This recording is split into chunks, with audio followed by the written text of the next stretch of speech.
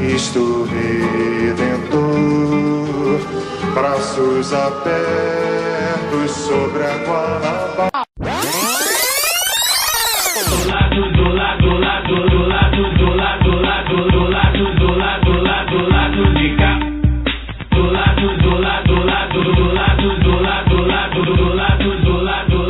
Olá, ouvintes da Central 3. Hoje é quinta-feira, 5 de junho. Está no ar o Lado B do Rio. Comigo! Ah, não se livraram de mim, não! O podcast sobre o lado da cidade que só pode ser salvo por esse Brasil evangélico. Aqui quem fala é o Císio Canete, diretamente do estúdio Majorem, na Tijuca. E hoje, após alguns programas aí com faltas, desistências e mortes, o time tá completo com os painéis de sempre. Olá, Caio Belandi! É um prazer ceder o lugar pro dono dele de direito, o nosso Antônio Carlos de Niterói, acordando esse Brasil pra cima, pro alto. Nesta tarde de sexta-feira de Jogo do Brasil. Bem legal que eu interajo muito com o pessoal nas redes sociais, né? E a gente colocou lá uma enquetezinha, zoando só, né? Pra saber como é que a galera achou da minha apresentação, etc e tal. E assim, muita gente... Rapidamente esqueceram de mim! Não, pelo contrário. Mas eu voltei! Pelo contrário. Achou que não ia ter o Císio hoje? Pelo contrário. Muita gente falando que o Alciso vai fazer falta e tal. A gente acha também que ele vai fazer falta, mas enfim, torcer pra ele conseguir compatibilizar a agenda dele com a nossa e vir sempre que possível, né? O destaque dessa semana é um destaque pessoal, né? Botei no Twitter, muita gente me segue, no Instagram também, meu pessoal, que eu, graças ao excelente governo de Michel Temer, eu arrumei um emprego, né? Essa semana aí, comecei na semana da Copa com um emprego novo. Eu tinha falado aí de algumas vezes do desemprego, aí muita gente vem falar, dando força e tal, então é bacana. Eu agora sou um proletariado, PJ, né? Precariado. Um precariado, né? Saí do desemprego pro subemprego, mas enfim. Receptor e vendedor de artigos para o lar, deveria ser o Madruga. É verdade. Inclusive, se você tiver um pedido de Tupperware, pode encaminhar. Não, isso não, mas se precisar também eu faço, sem problema. Acho que esse é o grande destaque pessoal, né? A gente tem falado bastante de Copa. Outra coisa que eu ia falar também. Certamente tem aí algumas pessoas que não ficaram muito satisfeitas a gente falando muito de futebol. É que realmente a gente tem pensado muito em futebol, a mídia tem falado muito de futebol, e a gente realmente não está fazendo muito o nosso papel de tentar mostrar as coisas que a mídia não mostra. Só que os panelistas realmente estão muito...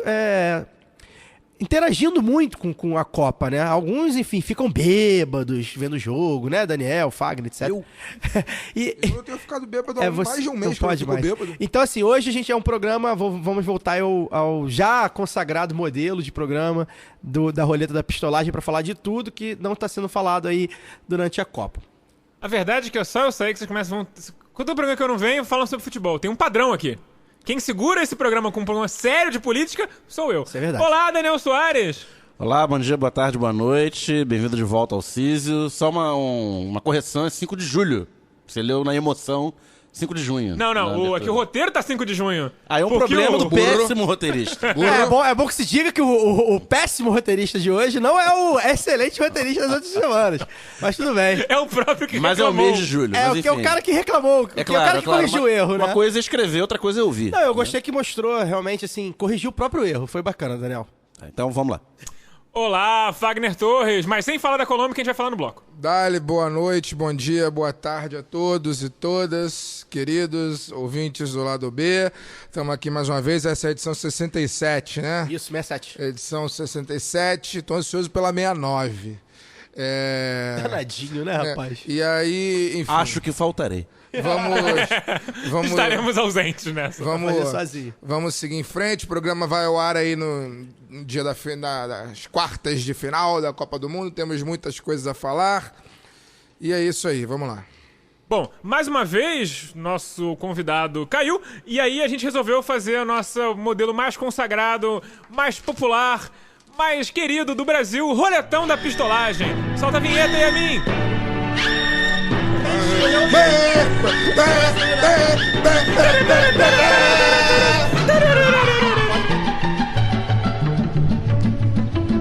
Roletão da Pistolagem.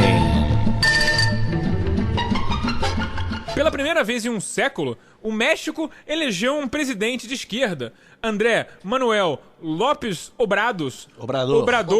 Tá difícil hoje, roteirista. Candidato do Morena, Movimento Regeneração Nacional, se elegeu numa campanha de que lá não tem segundo turno, né? Um turno único. É turno único. A campanha foi marcada pelo assassinato de mais de 100 candidatos de diferentes partidos, deixando claro o nível de violência política e envolvimento eleitoral do crime organizado dentro do sistema eleitoral mexicano. Jogos mortais, né? Ganhou quem sobreviveu. Como é que é? Cúpula do Trovão. E o que as eleições mexicanas mostram ao Brasil? É interessante que, assim, eu fui saber um pouco mais, né, da questão lá do México, que é uma política que eu não conheço praticamente nada. O México é um país, pra mim, acho que de todos da América Latina, é o que, pra mim, mais distante, até geograficamente. Né? Você sabe tudo sobre a política do Belize. Não, mas eu digo dos principais, né? Nem da Guiana, por exemplo. Mas eu fui procurar saber, e aí parece que teve uma composição, né? O Morena, que é o partido do Obrador, né? Ele compôs, parece que com o partido de centro, etc. Partido de direita. De PRI direita não, mesmo. compôs com o PAN, que é o Partido de Ação Nacional, que é uma dissidência de centro-direita, uma dissidência liberal do PRI. Só pra explicar isso mesmo, que foi o que eu consegui... Teve 2 presidentes nesse século. Que eu consegui pegar, né? Que foi realmente... Mas eles precisaram compor... o Obrador não era o candidato mais à esquerda, tá? É bom que fique bem Pois claro. é isso que eu tô falando, que assim, até vou repetir novamente essa interação com os nossos ouvintes.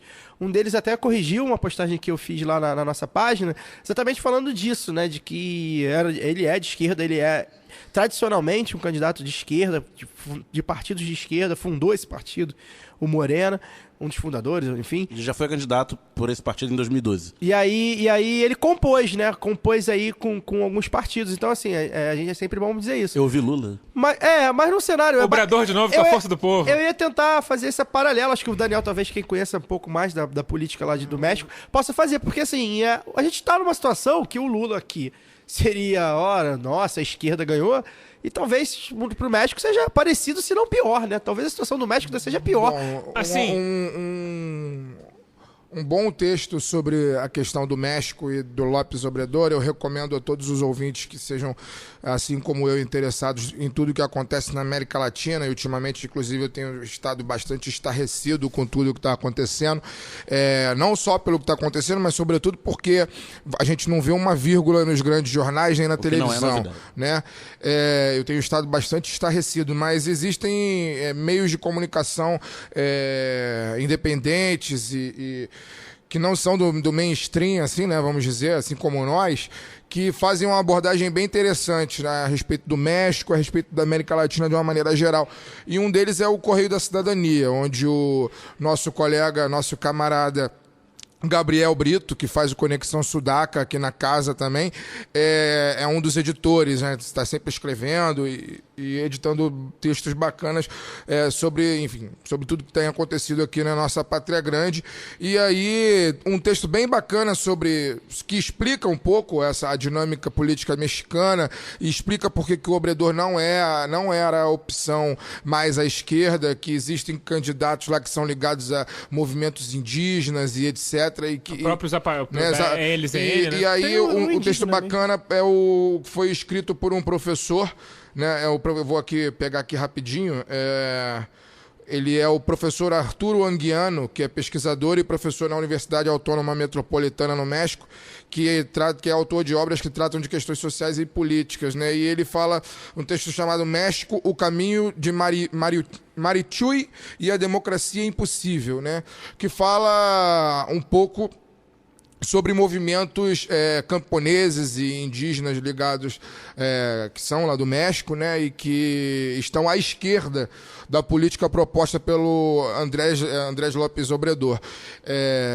Desde que esse assunto tomou vulto, principalmente nas redes sociais, né, mais nas redes sociais do que na televisão ou em qualquer portal de notícias brasileiro, tem sido feita muita comparação do Obrador com o próprio Lula, né? Como o Caio falou, é uma saída mais à esquerda possível dentro de um cenário que é dominado pela direita e pela extrema-direita há mais de 80 anos, né? O PRI, por exemplo, né, que é o partido que mais esteve à frente do governo mexicano, governo federal mexicano, aí no último século, até esse ano de 2018, né, dominou aí a cena, sempre se revezando com um outro partido que agora me esqueci. Não, desde 1929, né? todos os presidentes, menos dois, foram do PRI. Né? Os dois, nesse século, o Vicente Calderón, de 2000 a 2006, e o Vicente Fox, de 2000 a 2006, e o Felipe Calderón, de 6 a 12. Enfim, que diz muito sobre o que é o México, né? O país que é dominado há muito tempo por uma oligarquia e facções criminosas que, enfim, se misturam, né? Extremamente violentas, como ficou comprovado agora nas últimas eleições, aí onde mais de 100 candidatos foram assassinados, 100 candidatos assassinados e muitas pessoas ligadas a esses candidatos também assassinados ou vítimas de atentados. O caso do coordenador, do candidato do PRI, inclusive, que sofreu um atentado na véspera das eleições que aconteceram no último domingo. Bom, fala para o abruptamente do Fagner, tá esperando ele falar mais um pouco. Eu também, mas, você fala da Colômbia, achei que você muito fosse falar importante. A gente vai só misturar o assunto. Vamos misturar o assunto, porque- mas só para terminar o assunto México, a gente poder passar para o assunto Colômbia, que também fala sobre violência eleitoral e sobre a esquerda num país extremamente dominado pela política externa americana. Colômbia e México, nesse sentido, são muito próximos Muito também. longe de Deus e muito perto do diabo, né? Pois é, o México ainda sofre mais porque tem a NAFTA, que também tem muita influência econômica no México e tudo mais. E tem a questão da imigração dita ilegal, que hoje majoritariamente não é feita por mexicanos, são feitas por Guatemaltecos. Obrigado.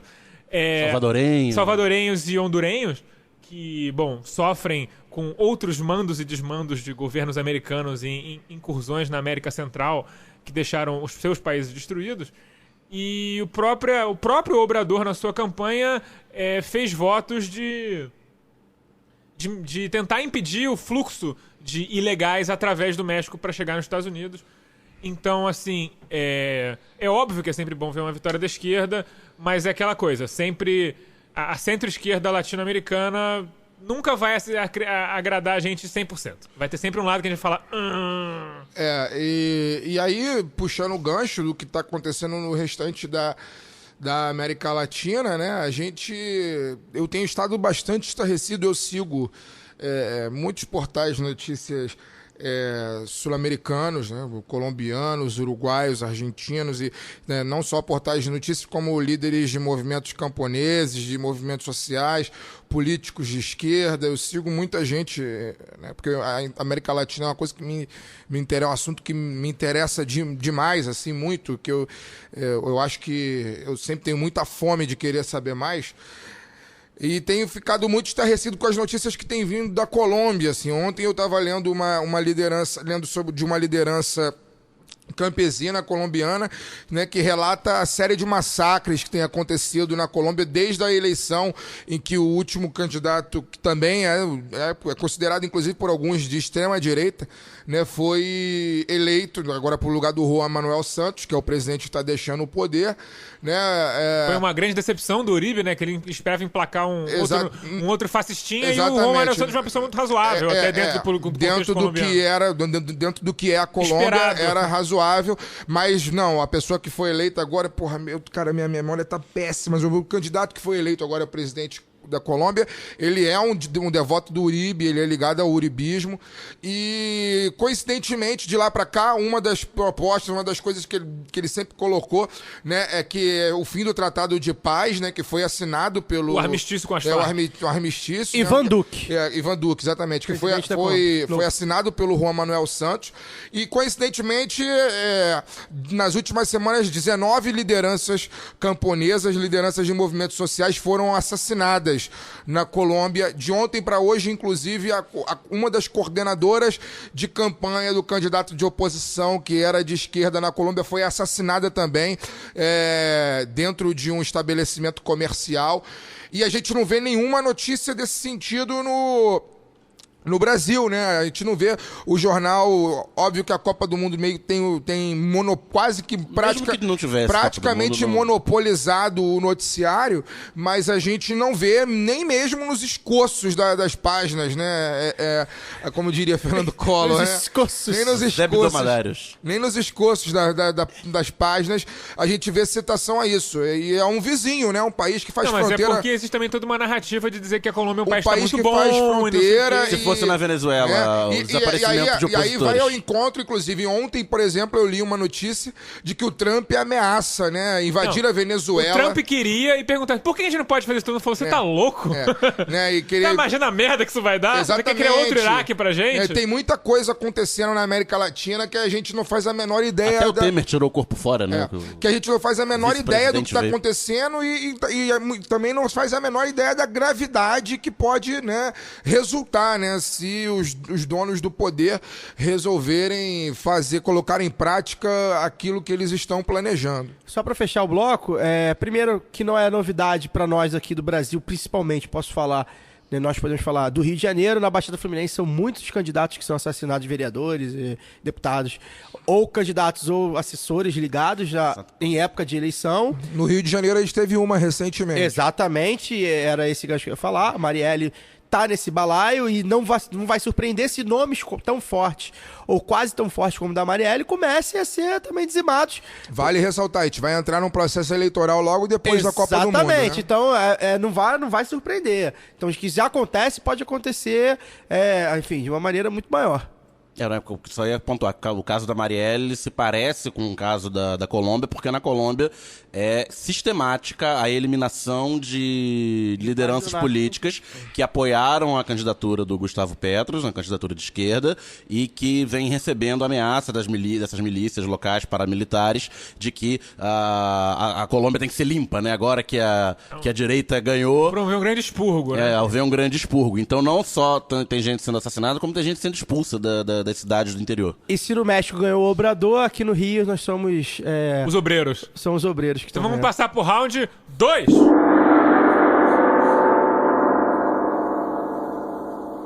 Flávio Rocha e Ricardo Amorim. Se a esquerda brasileira às vezes decepciona, a direita, amigos, ela nunca decepciona. Bom, primeiro o pré-candidato à presidência, Flávio Rocha, um agraciado com o terror do baile, já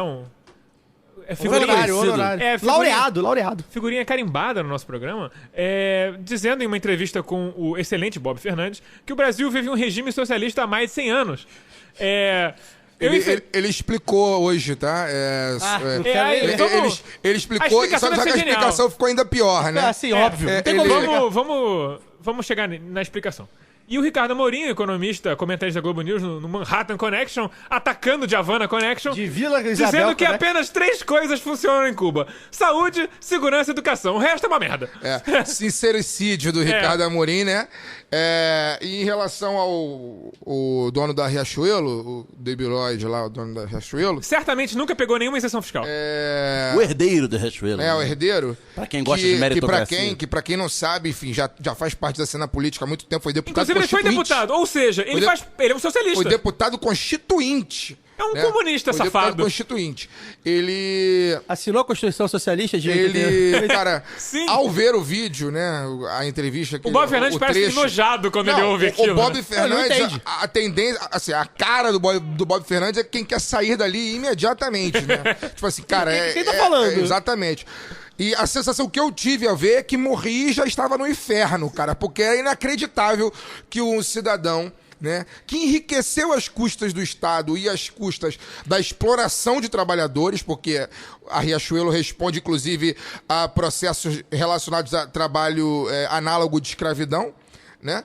É inacreditável que esse cidadão ainda tem a cara de pau, né, de ou ser muito cretino a ponto de dar essa afirmação, ou realmente mostrar que ele é um retrato da absoluta boçalidade que representa a burguesia brasileira, né, que não sabe absolutamente nada nem sobre a realidade, sobre a realidade do próprio país em que vive, só pensa em espoliar o país e não sabe a realidade de absolutamente nada, né? Não tem nenhum conteúdo a oferecer quando abre a boca, né?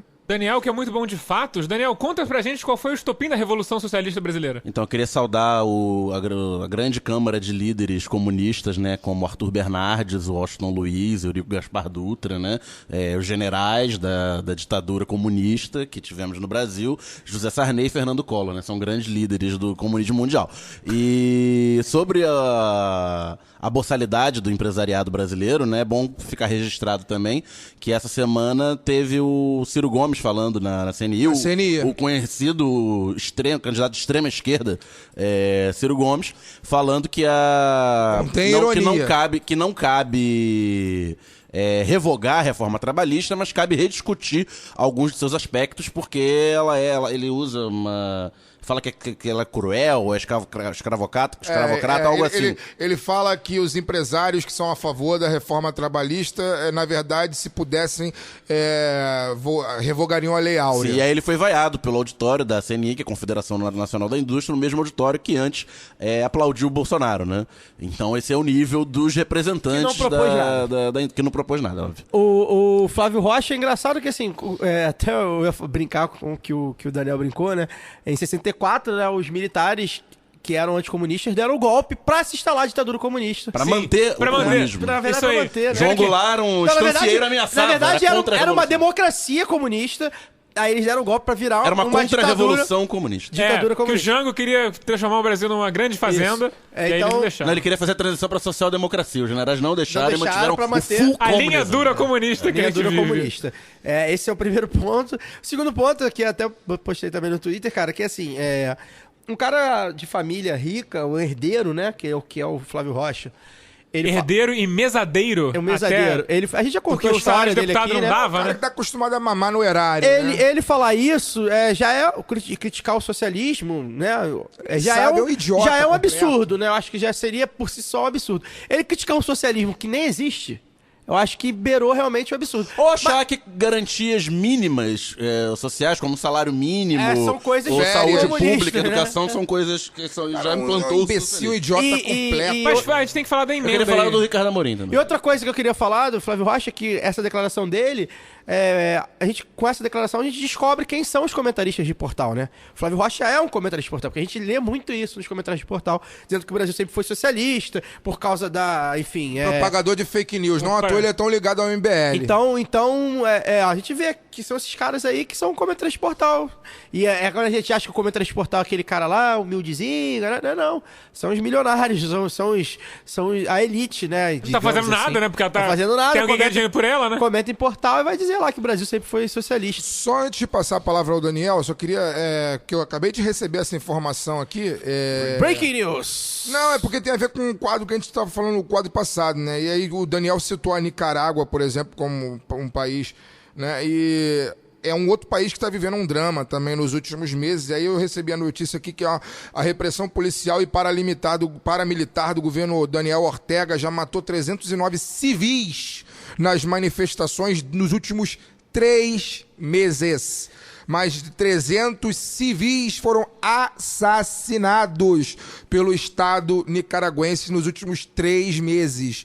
E a gente não vê absolutamente nenhuma informação sobre isso em nenhum portal de notícia brasileiro. E isso diz muito sobre como o Brasil vê o continente onde ele está localizado. Mas, Daniel, você tava querendo falar aí sobre o Ricardo Amorim? O Ricardo Amorim, que é comentarista de economia na Globo News e Comunista é comunista? Sim, e membro fixo da bancada do comunista Manhattan Connection. Sim. Da Manhattan Comunista. Ele tem consultoria, fala nesses eventos de empreendedorismo, né? Porque ele fala bem, Guru. se apresenta bem e tal, fica bem no terno. E...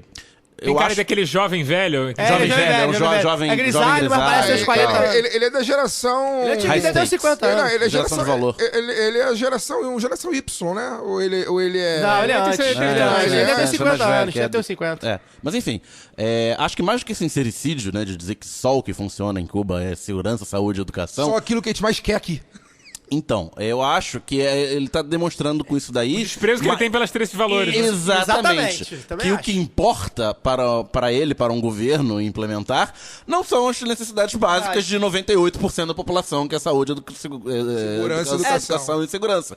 O que importa é garantir o valor da moeda, é Garantir pagar os a lucros, dívida, né? garantir o lucro das deixar o empresas, mercado deixar circular. o mercado funcionar e tal. Então acho que é um sincericídio, mas não um sincericídio no sentido de que, olha como Cuba funciona. É um sincericídio no sentido de, isso não importa. Não, e assim, exatamente. ele até depois veio falar que era uma ironia, que até pode ser, porque o jeito dele, ele fala, parece sempre ironia. Eu já tive o desprazer de acompanhar algumas coisas. Ele fala coisa, ele qualifica ainda, ele fala, não, porque em Cuba a saúde funciona com muito poucos recursos e não sei o que lá, Barato, e isso aí é tava barato, sendo funciona. Não tava sendo irônico, não. Não, assim, eu acho que mesmo, eu acho que o Daniel resumiu o que eu ia falar.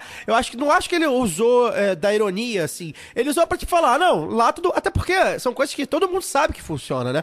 Não tem ninguém... Mais ou menos, as pessoas têm quanto mais hábito de negar isso. Não, mas Fala assim, que Cuba todo mundo que eu digo suborna assim, a ONU todo pra mundo- falsificar o IDH, essas porra. Todo mundo digo assim, não, mas assim, algo, principalmente a saúde e a educação, é algo que é difícil de desmentir. Quando eles conseguem uma notinha lá sobre um menorzinho que talvez esteja fora da escola naquela quinta-feira, choveu, e não foi pra escola, é uma coisa muito pontual. Porque os números são esses aí que a gente sabe. Principalmente na educação e na medicina, e na saúde, e na segurança também, com taxa de crimes, etc. Então, assim, eu acho que ele quis dizer exatamente isso. Tipo assim, lá só tem essas três coisas que funcionam, porque realmente funciona e tal. E aí, assim, tipo, porra, como assim? Aqui, por exemplo, a gente não tem nenhuma das três funcionando. Minimamente. Inclusive, podiam pegar essa fala do Ricardo Amorim e colocar na propaganda do PCB, assim, Não, falando, eu vote acho- na gente. eu acho que podia Ricardo pegar- Amorim aprova. Eu ainda não vi a galera aí do Twitter aí, o pessoal que edita vídeo, eu ainda não vi Botar a Internacional ao fundo. Tá precisando ser vídeo.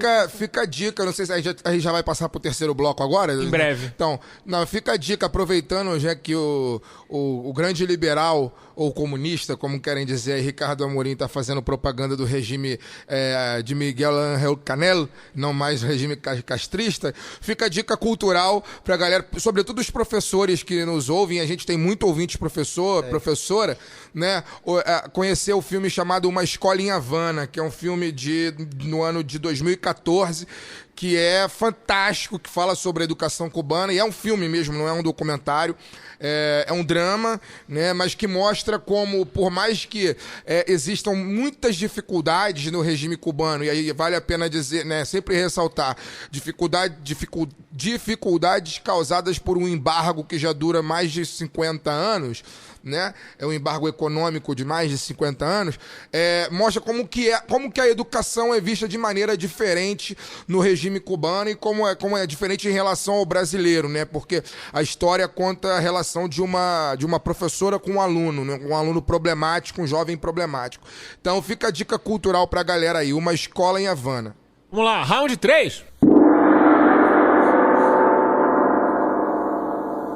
O youtuber Cossielo. Ai, meu pai. Em meio ao jogo entre França e Argentina, o youtuber Júlio Cossielo, que tem mais de 15 milhões de seguidores nas redes, 17, eu acho, né?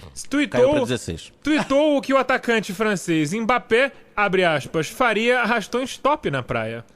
Fecha aspas. Depois disso, o cretino apagou mais de 50 mil toildes de cunho abertamente racista, homofóbico ou misógino. Todo dia aparece mais coisa bizarra. Afinal, youtuber é gente? Eu acho que assim... Não, próximo bloco. Eu acho que assim, é importante a gente situar algumas coisas, porque talvez as pessoas não tenham... Mas eu acho que a gente não tem muito que parar nesse idiota, não. A gente tem que falar o que Não, a gente eu acho que pensa. não. Não tem que falar Aí, dele. mas sem Tem que gastar- falar, sem tem que falar gastar- são do 17 ecossistema sem dele. gastar Olha só, tempo, são sem gastar 17 tempo. milhões ouvindo Porque ele. esse filho da puta não merece muito mas são nosso 17 milhões ouvindo ele. E ele é 17 criado por um contexto. Então assim... Se a gente tivesse 17 milhões de ouvintes, já teria talvez- revolução nesse país. Não, talvez ele não tava escrevendo isso agora, talvez estivesse, porra, Estaria cortando cana com de colher. alicate. De O alicate cutícula, é muito, né? o dente. é muito Generoso. afiado. Eu acho que assim, vamos explicar pra situar. Esse Júlio Cossielo, de quem eu nunca nem tinha ouvido falar, Eu também. E olha que eu sou um cara inteirado com redes sociais, etc.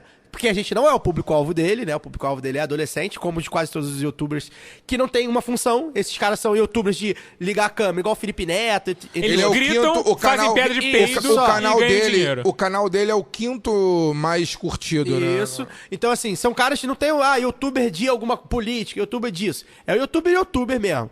Não é gente mesmo, não pode ser, porque são pessoas que falam só coisa no lugar, não adiciona nada na vida das pessoas. Quando tem um youtuber que, sei lá, que é gamer, ou fazer um jabá aqui, que um é excelente, futebol, o cara pelo canal menos de se YouTube de dedica a um esquerda, tema. chamado Tese 11 da Sabrina Fernandes, que esse vale a pena ver. Ela é gente. É outra coisa, mas eu digo assim, mesmo os youtubers gerais, o cara que vai se dedicar a um tema, pelo menos. Não, sou youtuber de quê? Sou youtuber de música. Ele nem isso, é esse tipo do... Que o Felipe Neto que inaugurou, que também é outro... Que eu acho que outro não se enquadra cretino. Exatamente assim. Mas ele explora crianças mais jovens, né? Adolescentes. Esse é outro tema. Ele explora obesidade infantil, ele explora propaganda infantil, é cretinice mais profunda de um nível de E o Júlio mais rasteira. Esse Cossielo, a gente foi saber, eu não sei o nome da mulher dele, nem quero saber. Que também é youtuber. Mas é uma mulher também que também é racista. Que também, ela, no baile de carnaval, acho que desse ano até. Foi esse ano. Ela fez uma fantasia lá. Em homenagem aos escravos. Uma fantasia com aqueles ganchos no rosto, né? E aí perguntaram, mas essa fantasia de quê? Uma homenagem a quem? Ela é uma homenagem aos escravos, né? Como se uma mulher branca, loura, de olhos azuis, etc. E já pegou mal ali, obviamente. Porque, homenagem aos escravos é usar como adorno o que eles usavam como sofrimento. É isso aí. Muito legal. Então, E aí é importante a gente dizer, sobre o Cossielo em si, eu tenho uma opinião que acho que provavelmente diferente do aqui da mesa e de muita gente. Eu sou contra o linchamento virtual, ou muito menos o linchamento físico. Sou contra, eu acho que precisa ficar batendo. Aí recupera Twitter de 2010, aí recupera Twitter de 2008. Eu mesmo dei um depoimento no Twitter. Não desse nível, né? Mas enfim, eu já falei aqui. Eu fazia piadas racistas e machistas e etc. Fui melhorando com o tempo, vendo que aquilo incomodava as pessoas. E eu melhorei, eu não tenho vergonha nenhuma de admitir isso. Acho que as pessoas podem melhorar, esse rapaz também poderia melhorar. Esse é o ponto. Eu acho que certos métodos passam um pouco do ponto e não educam. Esse é o primeiro ponto. Entretanto, aí que entra. Ele é um cara que ele ganha o dinheiro dele, que deve ser bastante, só pela imagem dele. Por mais nada. Não tem talento nenhum. Não tem conteúdo não tem nenhum, nada. Não tem instrução nenhuma, não estudou nada, não se debruçou a nada. É a imagem dele. E já que a imagem dele rendeu tanto dinheiro pra ele, nada mais justo que a imagem dele destrua a carreira meteórica, ou sei lá o que, dele. Porque então, assim, ao mesmo tempo que eu acho que não é justo ficar recuperando tweets antigos, você acha que é uma discussão muito infantil, por outro lado, ele é o cara que fez dinheiro, assim. Então, se ele fez dinheiro dessa forma, nada mais justo que ele perder tudo. Já que foi exposta a figura que ele é, ou que ele era. Mal traduzindo um ditado em inglês, né? Você vive pela espada, você morre pela espada. Exatamente. Então, eu acho que eu tenho esse ponto. Inclusive, só pra finalizar aqui minha fala no bloco, outros youtubers do mesma linhagem dele já apagaram vários tweets. Vários. Alguns apagaram 50 mil, outros apagaram 30 mil. E o Felipe Neto, olha só, o Felipe Neto sobraram 300 e poucos tweets dele. Né? Então, provavelmente tem o cadáver que tava aí no armário já deletou. Sobre o Cossielo, esse negócio, não sobre ele, mas sobre esse negócio de resgatar tweets antigos e tal, o problema no caso dele é que primeiro não evoluiu nada, percebe-se, que é porque continua fazendo, e é um padrão. Você vê que era sistemático. De 2 em 2 anos, misógino, homofóbico, pacote completo. Verdade. Mas aí, pra não ficar falando dele e tal, porque é aquela velha história, né? Tu fale mal, mas fale de mim. Tem uma questão de ecossistema aí, né? Porque tem um corte geracional importante. Eu tenho 37 anos, nunca tinha ouvido falar. O Caio tem 29, também nunca tinha ouvido falar no cara, que é o 5º canal mais curtido no Brasil, 17 milhões. Eu vejo muita coisa no YouTube, eu não sabia quem era ele. Exatamente. E, enfim, é um mundo... A última coisa que eu ouvi falar, então, talvez tenha sido o Porta dos Fundos, que tem 6 anos, a última coisa que chegou na minha geração, né? Daí pra frente, não chega, e quando chega negativo. É negativo, pela bizarrice e tal. Então, e como são adolescentes e crianças que viraram adolescentes, e os irmãos Neto que, como outros tantos, trabalham muito com criança, né? É a velha questão. Eu que sou pai de criança pequena, pra quem for pai e estiver ouvindo, é a questão de não pode largar sozinho com tablet. e com celular ou com laptop e tal, tem que ficar sempre olhando porque tem o algoritmo eu queria do emendar pra falar YouTube é do mal. Então, o algoritmo do YouTube, ele é basicamente um radicalizador de qualquer coisa. Eu vou dar alguns exemplos da minha experiência como usuário do YouTube. Eu sigo um canal sobre triatlon porque eu pego dicas de corrida pra melhorar minha postura, pra melhorar minha corrida. E os vídeos relacionados, quando eu vejo 2 vídeos de corrida, aparece assim, como correr uma ultramaratona. Então, assim, existe sempre uma tendência da radicalização. Eu tô vendo um vídeo sobre alguma coisa de física que me interessa. Aumentando o nível. De astrofísica, eu adoro astronomia. E aí eu vou ver um vídeo de astronomia, parece uma palestra de 45 minutos sobre a onda T, sabe? Que eu nem sei o que é, mas tem lá um documentário sobre... Então, assim, eu vejo um documentário sobre uma batalha que aconteceu no Império Romano, aparece um documentário sobre César. Então, assim, existe a tendência de radicalizar. Então você vê... Eles vão te jogando por um caminho... Você vê piada de peido? Daqui a pouco você tá fazendo Zig Heil. E achando que é mimimi, achar que não é legal. Então, assim, é muito importante ficar de olho nesse conteúdo que você consome. E é muito bom dar um break também de vez em quando. Agora, só pra fazer um paralelo, Eu não falei nada a minha geração, e as gerações um pouco mais novas do que o pessoal aqui da mesa, tinha também a TV a cabo, né? Os pais também, essa coisa de pai não conseguir monitorar, às vezes por trabalho, etc. Os pais largavam lá na frente da TV e ficava, não vê. E aí tinha TV a cabo também, com coisas livres, outras nem tanto, coisas boas, outras nem tanto. É muito parecido. Só que hoje a liberdade que se dá na internet é muito maior. Que é aquela coisa, nenhuma televisão aprovaria um imbecil gritando na tela por 40 minutos. Tirando o Leandro Hassum.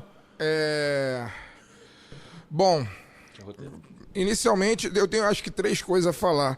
Sobre 2 eu tenho bastante certeza e a última nem tanto. Não sei como seria feito. Inclusive, a gente teve uma discussão um pouco incipiente sobre isso no grupo lá do nosso conselho editorial. Não avançou muito porque, enfim, sei lá por quê. Mas é porque acho que nenhum de nós aqui tem resposta sobre isso. Bom, a primeira é que eu sou totalmente da turma Django Livre. Eu acho que todos esses, amigo, tem que apanhar, não é pouco não, é muito. É muito. Aliás, o Mano Brown no Instagram comentou que qualquer hora nós cruza ele. Você está cortando a minha fala. Eu acho que tem que ser perseguido mesmo, tem que ser exposto, tem que ser ridicularizado, tem que perder todo o dinheiro que ganhou, tem que, sabe, se ficar tipificado como crime, tem que ser processado, tem que responder na justiça, se tiver que ser preso, tem que ser preso, porque o que ele falou não é brincadeira, assim. Tem coisas ali que eu vi a sequência de tweets racistas, por exemplo, que esse cidadão proferiu lá na rede social nos últimos 5 anos, e assim, coisas de embrulhar o estômago, assim,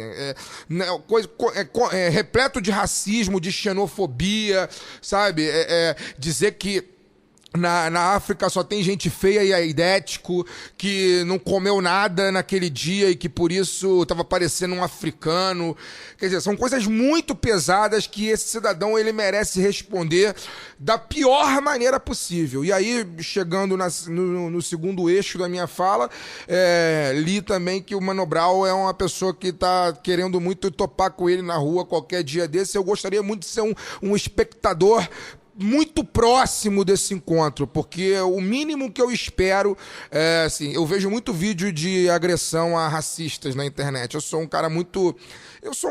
Digamos que é um tema do seu interesse. É um tema do meu interesse. Eu gosto muito de ver vídeos. Se diverte. Eu gosto muito de ver vídeos de racistas tomando tomando porrada na cara ao proferir palavras racistas pros outros. E eu gostaria muito que esse cidadão fosse vítima de um dos desses vídeos que eu assisto quase que diariamente, de branco tomando porrada na cara sem saber de onde veio ao dizer alguma coisa racista para um negro. Espero que o Mano Brown tope com ele o mais rápido possível. Isso de preferência no Rio de Janeiro. Bem próximo. De preferência numa live. De preferência. E aí, dito isso, tem uma discussão que aí o Daniel meio que introduziu ao falar da questão do conteúdo que é liberado para as crianças e que tem a ver com a discussão que é mais grave e que eu não sei muito bem como abordar, porque pode parecer que eu sou um cara a favor da censura e etc, mas tem a ver com a questão da liberdade ampla, geral e irrestrita da internet, né? Eu acho que determinados conteúdos... Quem fiscaliza desses determinados conteúdos? Não é possível que não exista um órgão fiscalizador responsável por acompanhar esse tipo de coisa que tá aí livre para qualquer pessoa. É porque não existe. Qualquer criança, sabe, tem acesso.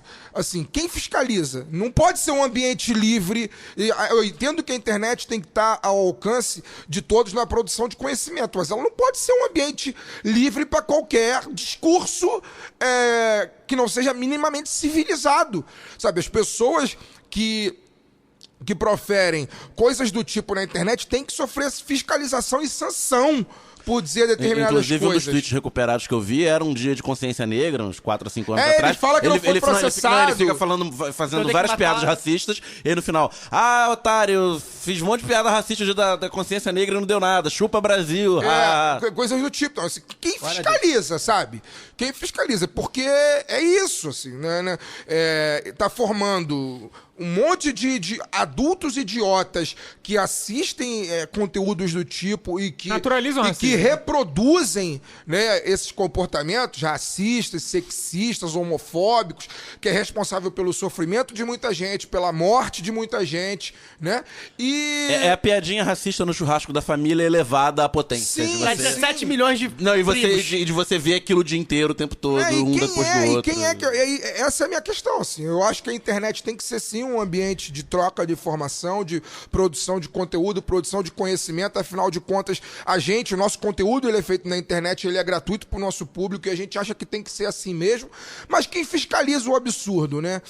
Quem fiscaliza o fascismo? Tem que existir alguma coisa, né? Vamos lá, Lembrar que o William Vac passou por algo parecido, não na mesma medida, e tá aí, livre, leve, solto. Daqui a pouco, se já não assinou com algum canal daqui a pouco assim... A gente tem que um dia fazer um programa especial sobre racismo e injúria racial e sobre todo esse movimento legal. Eu acho que daria um puta programa. Mas falando rapidamente sobre isso, o Ministério Público tem competência para denunciar essas pessoas, a Polícia Federal tem a atribuição para investigar essas pessoas, não fazem porque não dedicam pessoal para isso. Ponto final. Sobre a questão de racismo e injúria racial, não falando sobre de um jeito técnico, mas de um jeito bacana, eu recomendo o canal do YouTube chamado Meteoro, que tem um vídeo bem legal sobre o assunto, e vamos passar pro round 4.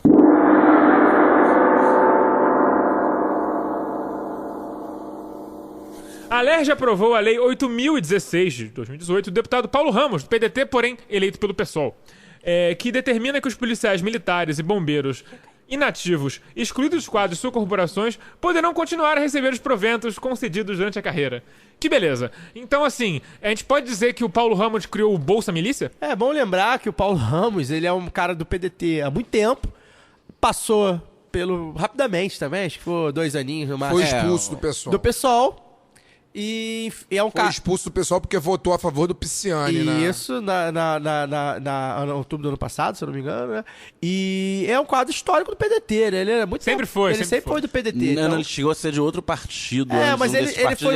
Mas tava no PDT desde os anos 90. Ele foi muito ligado ao PDT, então morte cruel do PDT, né? Acho que a gente sempre fala aqui, a gente sempre pincela o PDT. Pra quem não tem ideia do que o PDT representa, o PDT talvez tenha sido o que foi o PSOL atualmente nos anos 80 e 90, né? Era um partido, enfim, não diria mais à esquerda, mas era um partido trabalhista, enfim, que defendia causas como educação. E o Brizola era um cara que defendia a segurança pública sobre um outro eixo. De outro né? aspecto, morte horrível. O Paulo Ramos é um coronel reformado da PM do Rio de Janeiro. Ele se elegeu para o seu primeiro mandato na LERJ em 90, se eu não me engano, por um outro partido e depois entrou naquele contexto ali do segundo governo Brizola, ele acabou entrando na base. Ele sempre foi muito ligado à pauta do funcionalismo, né, do Estado. Isso. E por isso, no final aí do ciclo do governo Cabral, o PDT dentro do governo, com secretarias e tal, ele estremecido com o PMDB por conta dessa pauta do funcionalismo, né, que o PMDB pau no lombo do funcionário público, ele acabou se estranhando lá dentro do PDT por causa desse apoio ao Cabral e Pezão, foi parar no PSOL, o que gerou brigas internas no PSOL, né, tinha gente que não queria e tal, mas aí na hora do vamos ver a lealdade ao establishment da LERJ, né, na votação sobre o Pisciani e os outros presos, falou mais alto, ele acabou expulso do PSOL, voltou pro PDT num contexto diferente agora, e essa pauta corporativa, né, ele sempre defendeu os interesses das corporações militares, estaduais, e não surpreende, né? Então, mais uma vez, na hora do vamos ver, o cara foi na base dele. E como o Cícero disse, ninguém fala mal do Bolsa Milícia, né? Falam, o Bolsa Bandido e tal, mas o Bolsa Milícia não causa nenhum eco. Só pra explicar aqui, talvez tenha passado batido, a gente não falou, o projeto chegou a ser vetado pelo Pezão há alguns meses atrás. Não sei exatamente. Gerar ônus, né? O problema dele não deve ter sido mérito, Sim, deve ser gerar o ônus. Não sei exatamente, né? E acabou, a LERJ derrubou o veto. Acho que assim, a gente precisa sempre lembrar que a realidade e a teoria, né? Na teoria, até estou lendo aqui agora a matéria com mais detalhe, dizendo que compatibiliza com a Constituição Federal, porque os militares são os únicos que poderiam ser excluídos, mas não diz por quê, né? O Paulo Ramos diz que são os únicos, não diz por quê. O que na prática acontece? Né? Peraí, vamos fazer. Ele tá mentindo. Senão, porque assim, se você ser exonerado do seu cargo, você foi exonerado por um motivo, porra. Não foi porque assim, ele usou muito grampo no grampeador. Não foi por isso. Eu acho que a gente tem que enumerar o motivo. E assim, normalmente as exclusões dos quadros de policial militar e bombeiro, eu acho que a gente sabe quais são, né? Normalmente por corrupção ou milícia, né?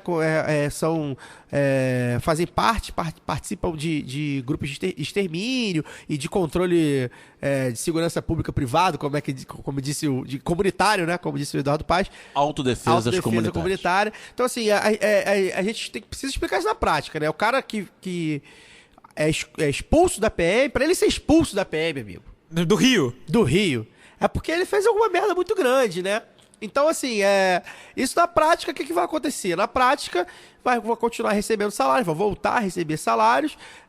PMs aposentados e bombeiros aposentados que participam de milícia, que é o que tem bastante. A gente conhece, todo mundo que vive na Zona Norte conhece aquele ex-PM, não, o PM aposentado ou bombeiro aposentado, que faz parte lá daquele mas grupinho. imagina que loucura. Sabe o que eu vou fazer? Fazer um concurso pra PM. No dia de terminar meu curso preparatório, eu canto a internacional, sou exonerado e fico com salário pra sempre. É uma loucura. Eu acho que é interessante a gente explicar pros nossos ouvintes qual é a realidade aqui do Rio, né? Essa realidade de policiais misturados aí com a milícia, que a gente tem falado aí ao longo, principalmente desse ano, com o caso da Marielle, enfim.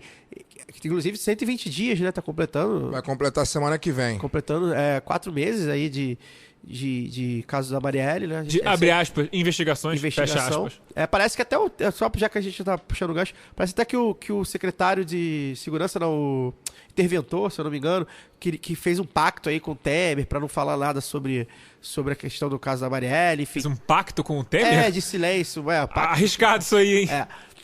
Então, assim, pra voltar, a realidade é essa. Então, basicamente, a gente vai ver aí esse dinheiro vai municiar aí algumas milícias pra continuar a prática aí, essa prática que a gente sabe que eles fazem. Então, é complicado. É uma lei que realmente... Ela incita fraude de todo sentido. Sim, é uma vergonha, totalmente contra o espírito da Constituição, contra o espírito das leis. Bom lembrar que uma palhaçada. PM aposenta, por exemplo, os aposentados aposentam... Recebem integral. Aposentam cedo. Né? Quando a gente fala assim, os aposentados são velhinhos, não, com 50 anos um PM já tá aposentado. Se entrou cedo, enfim, eu conheço PMs de 50 anos aposentados, né? Então, não são, tá tirando dinheiro dos velhinhos que estão aposentados e foram expulsos. Não é bem assim. E principalmente isso, né? Quem é expulso da PM, né? A gente tem que fazer sempre essa pergunta. E dos bombeiros também a lógica é parecida. Bom, o assunto, pelo visto, tá terminado. Vamos passar pro round 5. O apresentador de programa policialesco José Luiz da Atena anunciou sua filiação ao DEM e candidatura ao Senado pelo estado de São Paulo. Mais um não político que vai lutar contra a corrupção, um aliado dos políticos corruptos. Como desconstruir esse discurso prendo e arrebento que elege tanto lixo nesse país? Cara, o que eu acho muito engraçado, né? É que o José Luiz da Atena ganhou a vida falando mal de São Paulo. Como apresentador de programa sanguinário na TV Bandeirantes, voltado especificamente para São Paulo, e hoje ele tem a cara de pau de posar ao lado das figuras que comandam o estado de São Paulo, o estado e a prefeitura de São Paulo, há décadas, né? Como grandes aliados, né? Como pessoas, como se Geraldo Alckmin fosse um exemplo de boa gestão na segurança pública, que é aquilo que, enfim, que o fez milionário, né? Porque, quem não lembra, José Luiz da Atena começou como repórter de campo, era repórter esportivo, né? Cobria futebol, né? Todo mundo lembra do bordão lá do Silvio Luiz, ou José Luiz da Atena, o que é que só você viu, né? No entanto, hoje, por enquanto... Hoje, me parece que o que o José Luiz da Atena viu foi uma oportunidade de ganhar dinheiro mais fácil ainda do povo brasileiro agora, né, se infiltrando diretamente, né, na política nacional como candidato ao Senado. Então é de uma cara de pau o cidadão que ganhou dinheiro, sabe, às custas do sofrimento, né, às custas da criminalização da pobreza, né, agora vir como candidato a cargo público, né, e a um dos principais cargos, né, da política nacional. Afinal de contas, o cara é candidato ao Senado Federal pelo estado, né, mais rico da federação, né. É de uma cara de pau, é de um cinismo, assim, é de um nojo que eu não consigo, sabe, mensurar muitas vezes. Para mim, tá ligado ao que há de mais podre, sabe, da sociedade brasileira, que é essa relação com a criminalização da pobreza, a grande mídia e agora a política de maneira institucional. Assim. Sobre comunicadores populares se lançarem candidatos à eleição, recomendo um vídeo de José Luiz da Atena, dando uma entrevista, acho que pro Maurício Sticer, em 2012, dizendo que ele acha que é uma sacanagem o cara que é comunicador ser candidato, que não é porque que ele faz bem um papel de apresentador de televisão, apresentador de rádio, que ele vai ser um bom político, que ele vai saber fazer leis, que ele vai saber governar. É bem razoável a posição de José Luiz da Atena sobre a candidatura que José Luiz da Atena assumiu. E será que José Luiz da Atena acha de José Luiz da Atena se candidatando? Não, e o que é mais assim, o que é mais cretino, né? Que assim, não dá nem pra dizer o cara que sempre botou a cara na televisão pra ganhar quase R$1 milhão mensais. Ou mais, hein? Né? Ou mais, mensais, né? Supostamente com um discurso de que defende pobre, quando decide entrar na política, se alia justamente ao partido que odeia, que é o mais notório por odiar pobre, o partido, um dos mais elitistas da política nacional, que é o Democratas, antigo PFL e a antiga Arena. Não, mas com a reforma trabalhista, a total liberalização e a privatização vai ser bom para todo mundo. Inclusive os dados que saíram agora recentemente demonstram que após a reforma trabalhista o salário médio caiu. Acho que a primeira coisa que eu tenho pra falar sobre isso é até que demorou, né? Eu acho que o Datena é uma figura que acho que notabilizou esse tipo de programa que não deveria nem existir na grade, né? Num país sério. Um país sério não existiria. Não deveria nem existir na grade dessa forma. Não é que as notícias não possam ser dadas, é que as notícias não precisam ser dadas dessa forma, com cobertura ao vivo de sequestro, por exemplo, né? Não ajuda em nada, absolutamente nada, só a faturar, Inclusive, né? Falando sobre cobertura ao vivo de sequestro, não foi a Sônia Abrão que ligou pro menino que tava sequestrando a namorada que terminou com ele? Eloá. Gutenberg não é... Eu não lembro o nome dele, eu não lembro o nome dele. Eu lembro dela. Lindenberg. Então, você vê que é o tipo de gente que tem... Não é que ela tem sangue na mão passivo, ela tem sangue na mão ativo. Ativo, é. E assim... O menino acabou matando a menina. Sim. Eu acho que é interessante isso, eu acho que não surreal, gente. Acho que demorou bastante. O Datena é um cara que notabilizou por isso. Talvez hoje, com o Marcelo Rezende, talvez tenha ficado mais famoso, mas o Marcelo Rezende hoje mora no céu, talvez. Dizem, né? Então, tenho dúvidas. Enfim, não sei, mas que descanse em paz, já que... Tenho mais dúvidas sobre o céu do que sobre a existência do céu. E aí o Datena hoje é a cara disso, né? A cara é líder de audiência lá em São Paulo, é um cara, enfim, conhecidíssimo na rádio também. E não é o único, eu acho né? que não demorou, e é isso que é outra coisa que eu ia falar, que o Fagner falou. Aqui no Rio mesmo nós temos alguns exemplos, como o Pedro Augusto, que a gente já falou acho que até aqui no programa. O Homem-Alegria... Não, o Pedro Augusto é o Romero de Aparecida. O próprio... Que é o suposto Romero de Aparecida, que acaba de fazer a oração da Ave Maria e emenda numa piada homofóbica. Homofóbica, etc. O próprio Garotinho, numa ponta um pouco diferente. Não um pouco diferente, não. Mas ele também se Qual o nome daquele cara dos Crasha, que foi eleito... Wagner Montes. Wagner Montes também, a mesma coisa. Ah, Wagner... gente, o próprio Ratinho, né? O O Ratinho Ratinho não é candidato. Mas o filho Ratinho dele já foi é... deputado, não, ele já foi deputado federal. Ele foi deputado federal, E mas o filho os filhos dele deles, né? Os filhos dele são Candidato. deputados, acho que um é federal e o outro é estadual no Paraná. Acho que vai até pra governador, né? se eu não me engano. O Ratinho, quem não se lembra da história do Ratinho na questão do sequestro do irmão do Zezé de Camargo e Luciano, Wellington. né? Que ele propôs no ar, né?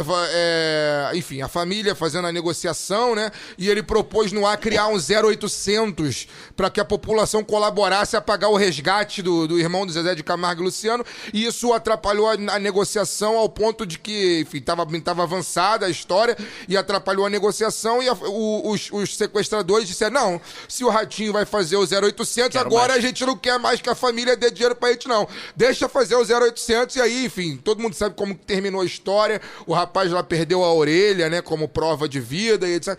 É o tipo de gente que tá aí ocupando a grade da TV aberta, dos melhores índices de audiência. das concessões públicas, né, que deveriam ser espaços de educação, espaços de troca de ideias, de Cultura. debate, de cultura, né, ganhando a vida em cima do sofrimento da classe pobre, do sofrimento do trabalhador, né, com o discurso de que supostamente compra o barulho de quem mais sofre no dia a dia, né, nessa máquina de moer gente que é o Brasil. Então né? a gente não tem que só se preocupar com os donos de mídia, coisa que a gente fala aqui sempre, né? Os donos da mídia, principalmente no Nordeste, mas também no Paraná, tem, Santa Catarina, Goiás, etc.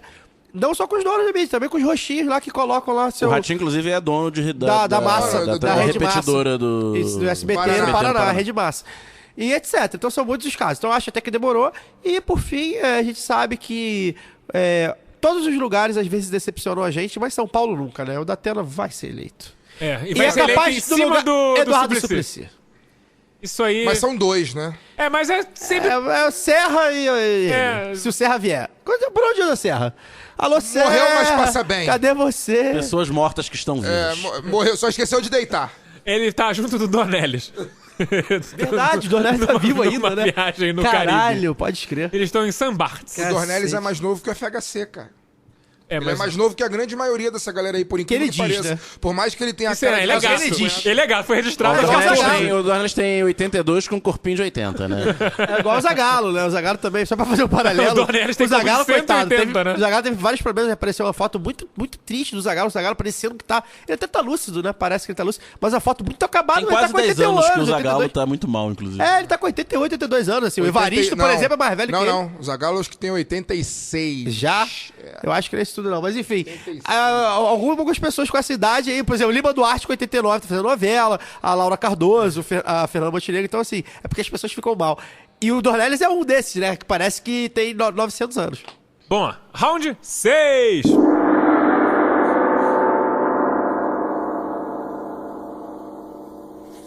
No Chile, 9 ex-militares foram condenados pela morte do cantor Victor Jara durante o processo do golpe que levou Augusto Pinochet ao poder em 73. Já o Brasil, essa semana, foi condenado mais uma vez pela Corte Interamericana de Direitos Humanos por não investigar, nem julgar, nem nada, a morte de Vladimir Herzog nos porões da ditadura em 75. Ter varrido para debaixo do tapete os crimes da ditadura tem relação direta com os idiotas que pedem a volta da mesma hoje em dia? Já conversamos aqui algumas vezes no programa, né, sobre isso. Mais uma dica cultural do programa lá do B do Rio, que tá virando um programa de cultura, né? Um programa sobre cinema, quase. Hoje, cinema. Né? Tem um filme chamado Allende, né, que tá à disposição de quem tem o Netflix, que conta a história do golpe militar de 11 de setembro, que é o verdadeiro 11 de setembro, o 11 de setembro de 1973, lá quando Augusto Pinochet e mais alguns generais com apoio dos Estados Unidos assassinaram Salvador Allende e tomaram o poder. Aliás, só fazer um parêntese sobre essa questão de dicas cinematográficas. Semana passada, se eu não me engano, a família do Augusto Pinochet foi forçada a devolver alguns milhões de dólares Isso. de narcotráfico. que ele praticava. Então, um abraço pro produtor de Narcos, que é o nome desse cretino? José Padilha. José Padilha, que criou a fantasia louca De que ele combatia o tráfico. de que no Chile não dá porque o Pinochet não tolera a droga. Ele não tolerava a concorrência. Exatamente. Bom, enfim, não Maldito. é o único. Não é o único, né? O Pinochet, Essa frase não marca? o Somoza, né? Vários outros ditadores latino-americanos tinham relação direta envolvida com o tráfico de drogas, tráfico de armas e por aí vai. Pinochet é só mais um desgraçado que eu espero que esteja no colo do capeta hoje em dia. Mas falando sobre a nossa questão aqui, né? A gente já debateu aqui algumas vezes, né? Como um país sem memória está fadado a repetir os erros do passado, né? A gente não puniu os nossos ditadores, os nossos torturadores, né? E hoje a gente vê, por exemplo, o deputado federal numa sessão solene na Câmara dos Deputados louvando o nome do cara que é representante... Que torturava crianças na frente dos seus pais. Crianças, torturava os pais na frente das crianças, né? A gente está vendo tudo isso acontecer aí. E aí isso reproduz, né? Nós temos 30 anos de que a Constituição foi promulgada, né? E hoje a gente vê pessoas negando o período ditatorial, negando a tortura, ou às vezes até pior, né, a meu ver, que é justificando a tortura, dizendo que a tortura ela era fundamental porque só sofreu na mão da ditadura quem realmente não prestava, né? Isso é fruto de um país sem memória, é fruto de um país que coloca... E de pessoas profundamente sádicas, né? Que acham que a tortura é justificável em alguma circunstância. Mas é isso que a gente estava falando hoje cedo, em outra medida, né? O Brasil é um país extremamente violento. As pessoas são extremamente violentas no Brasil. A população brasileira tem sede de sangue, mata com gosto, assim. As pessoas matam com gosto no Brasil. Mata rindo. Mata rindo no Brasil. Então, quando você não tem um trabalho sério de resgate da memória, né? Quando você não discute os seus problemas, né? Não foi assim só com a ditadura militar, foi assim também com a escravidão, né? Hoje a gente vê a escravidão muitas vezes ser justificada, a escravidão ser negada, porque as coisas não são debatidas no país, elas são, né, colocadas ali sob um véu, né, como que supostamente resolve todos os problemas em prol de uma unidade nacional que não existe. Sim, e que nunca existiu. Assim, o Brasil, ele é essa colcha de retalhos, né, que de várias questões que aconteceram nos últimos séculos que não são resolvidas, assim, não são discutidas, são escondidas, são ocultadas, né? Os nossos heróis são heróis mentirosos, os heróis que a gente aprende na escola são heróis mentirosos, né? Cretinos. Não são as pessoas que de genocidas, fato, né? Não são pessoas que de fato lutaram pela liberdade no Brasil. Por exemplo, se eu for falar da escravidão aqui e fizer uma pergunta sobre quem é Luiz Gama, ninguém sabe quem é Luiz Gama. A Princesa Isabel todo mundo sabe. Agora a Princesa Isabel todo mundo sabe. Você sabe quem são os bandeirantes. Né? Exatamente. Verdade, a gente aprende dos bandeirantes. Você sabe a Anguera é nome de avenida. O cara que mais matou índio nesse país. Que mais matou índio nesse país todas é as nome de estradas, avenida. Raposo Tavares, esses caras são tudo filho da puta profissional. Sabe? A Ponte Rio-Niterói chama Costa de Silva, o segundo ditador da ditadura militar de 1964 pra cá. Então são muitos absurdos, sabe? A rua onde eu moro, em Niterói, Moreira César, foi o cara que massacrou todo mundo em Canudos. Então, ele tem uma rua. Assim, é muito, sabe? É o país dos falsos heróis, dos falsos heróis. A nossa libertadora é uma princesa filha de portugueses branca, que supostamente redimiu os escravos da sua sina. E é bom lembrar, né? que ela não era nem tipo uma ativista da causa. Exatamente. Aí se você não discute os grandes dramas nacionais, não discute escravidão, não discute nada, você também não discute, você tá fadado a repetir os problemas. Eu não discutiu a ditadura militar, e hoje você tem aí um cretino, um canalha, um vagabundo, um parasita, né, liderando a corrida presidencial na ausência do Lula. E esse mesmo cretino teve a ousadia, não tem como ser mais cretino do que isso, saber como é que não sabe como é que índio tem tanta terra no Brasil. É isso, é isso. Ah, ele falou isso? Falou! Tipo, Tipo, a gente não sabe. A gente que devia perguntar como é que a gente tem tanta tem tanta terra terra. na terra dos caras, porra! Exatamente isso, exatamente isso. Essa e aí, foi né, boa. Por que peixe tem tanta água, né? como é que a gente Cara, vai, tá com né, muita como é que água. a gente vai, né, resolver os problemas, né? Se a gente tá sempre, geração após geração, ocultando a verdadeira história, né? Eu só sobre isso, acho que sobre a pauta, só pra falar, eu acho que isso ontem, pra quem quiser discutir sobre ditadura, com um amiguinho reaça ou com um amiguinho apolitizado, etc., mostre o dia de ontem. Peguem essas duas matérias de qualquer site e mostre, que eu acho que isso foi muito simbólico. O Brasil punido porque não puniu os assassinatos, principalmente esse assassinato do Herzog, e no Chile, 8 ex-militares punidos porque mataram e torturaram um cantor. O Pinochet morreu preso, Então, prisão domiciliar. não, mas foi morreu no mesmo preso. dia, então- isso Sobre é muito essa discussão que o Caio fala, um entre aspas, argumento típico é o que, só morreu quem era terrorista. Vladimir Herzog era um jornalista da TV Cultura, TV Pública de São Paulo. Nunca diretor.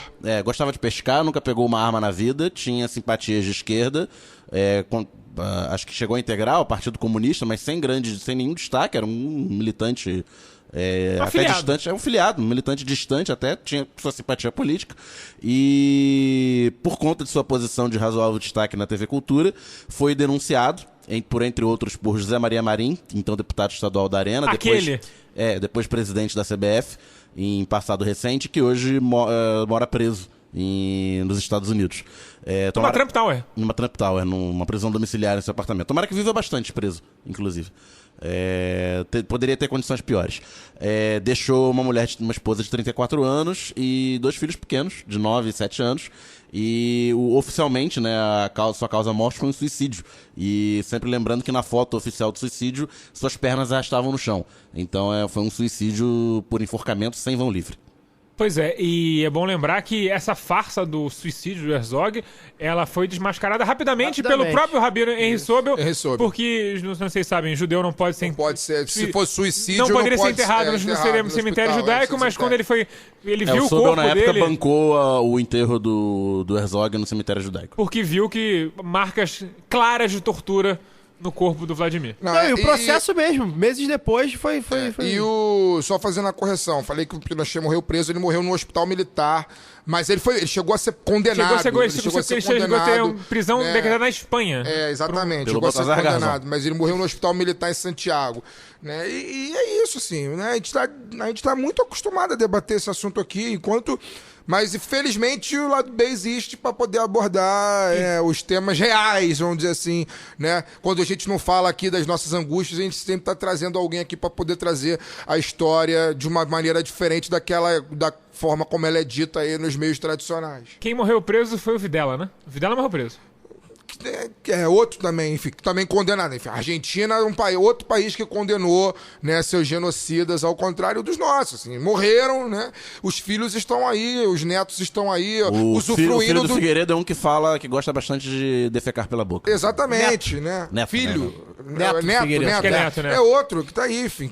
Me parece que ele é sócio do Donald Trump, inclusive. Mas era na Trump Tower da Cidade Olímpica. Você viu alguma... Você já viu mas ele mora lá nos Estados Unidos. Sim, mas o empreendimento dele é uma grande farsa. Total não existe. Enfim, aí daí seus netos, seus bisnetos, né, usufruindo do dinheiro que eles ganharam às custas da morte de muita gente, né? Não só dos ditadores, né, da ditadura militar, como dos oligarcas que eram donos de terra já lá no século passado, no século retrasado, e que que roubaram suas terras às custas da morte de negros e índios e etc e tal. E estão aí até hoje mandando na política nacional. Bom, vamos lá pro round 7.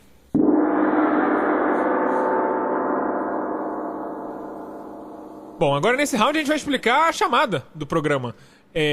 Nossa pauta foi um pouco apertada hoje, a gente achou que não ia dar tempo, mas a gente tem que incluir aqui meio que improvisadamente pra explicar por que a gente tá querendo ser salvo por esse Brasil evangélico. Então eu vou fazer o seguinte, eu vou passar a bola pro Caio Belandi, o co-apresentador do lado do Rio, Opa, obrigado. pra explicar essa história aí. Que honra. Que é meio que breaking news. Não, na verdade não é breaking news, né? A gente recebeu agora de noite, né?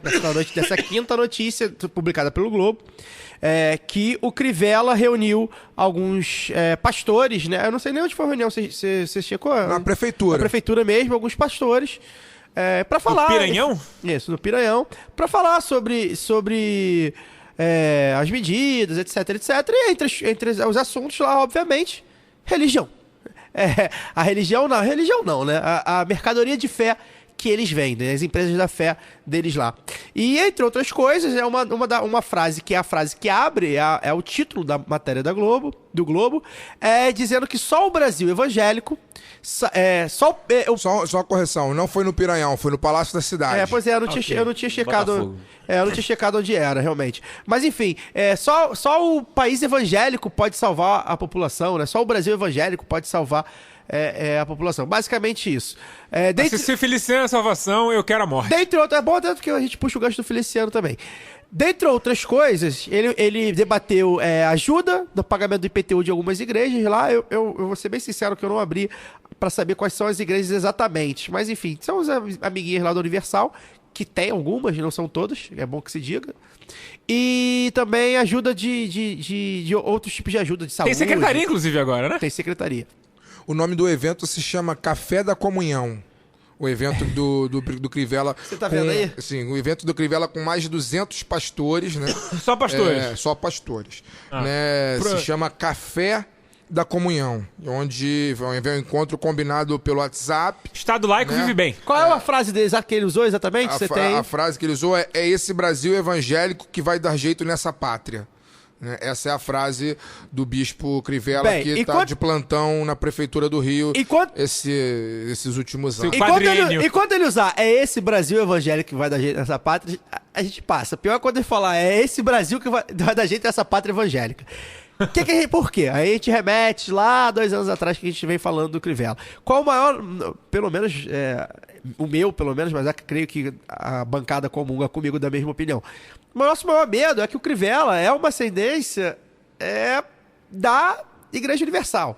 E aí a gente sempre fala, né, um dos pilares da democracia, da república, enfim, é a separação de igreja e de Estado, mas isso na prática a gente sabe que não é assim.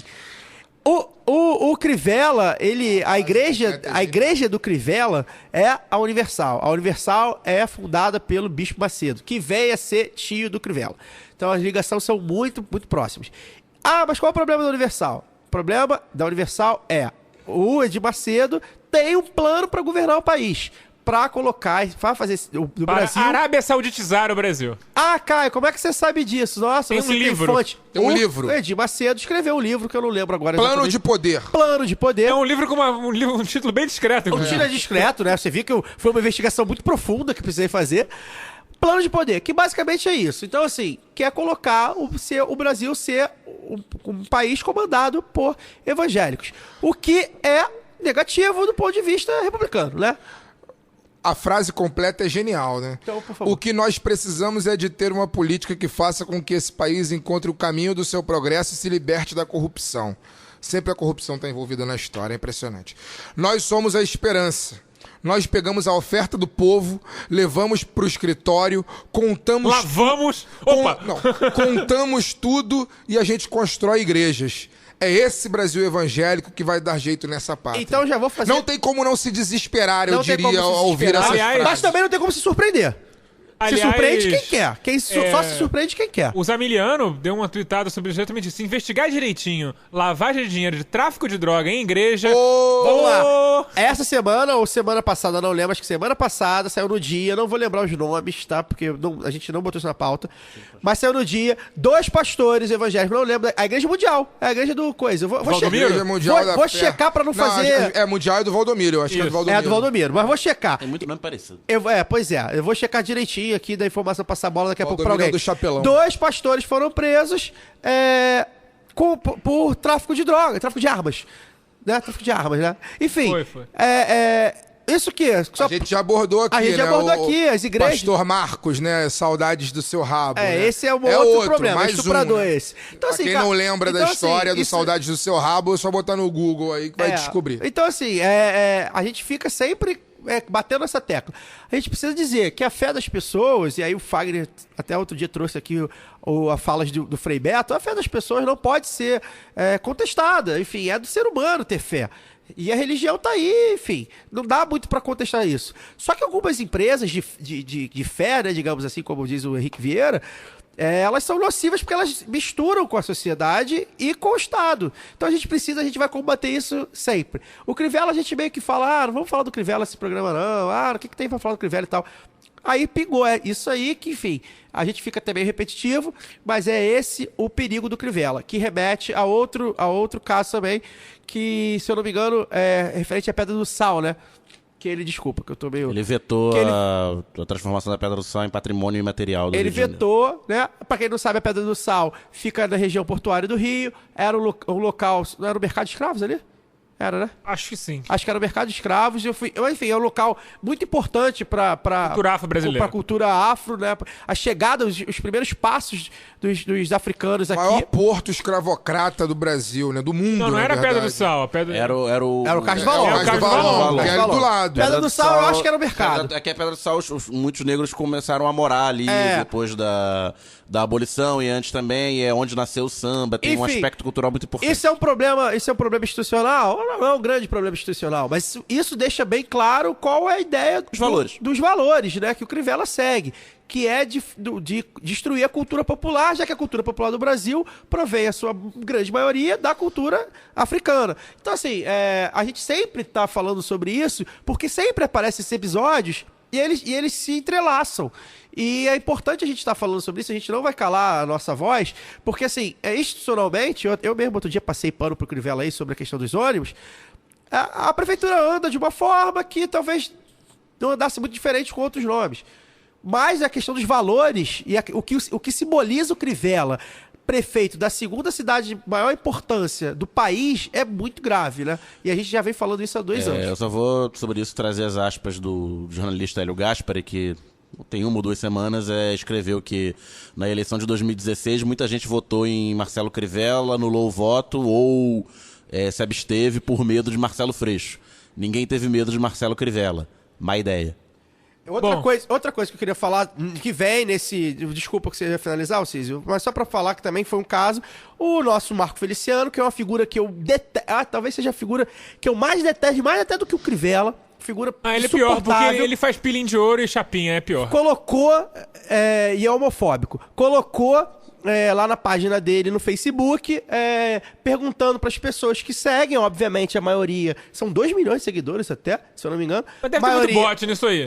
Tem também. E tem muita gente que segue, enfim, só para ver. Mas assim, a maioria evangélicos, o que achava da depressão? Se era uma doença ou se era causada por demônios. Então, realmente, esse é o nível das pessoas que estão governando o nosso país. Não, e essa pessoa é a pessoa que vai no Congresso levar os seus, abre aspas, porque tem que ter aspas pra esse tipo de coisa, psicólogos, falar sobre teoria de reversão de homossexualidade, etc, etc. Lembrar que o Marco Feliciano já foi presidente da Comissão de Direitos Humanos da Câmara. Pois é. Que maravilha. Vamos para o round final, o round 8, pra encerrar esse programa.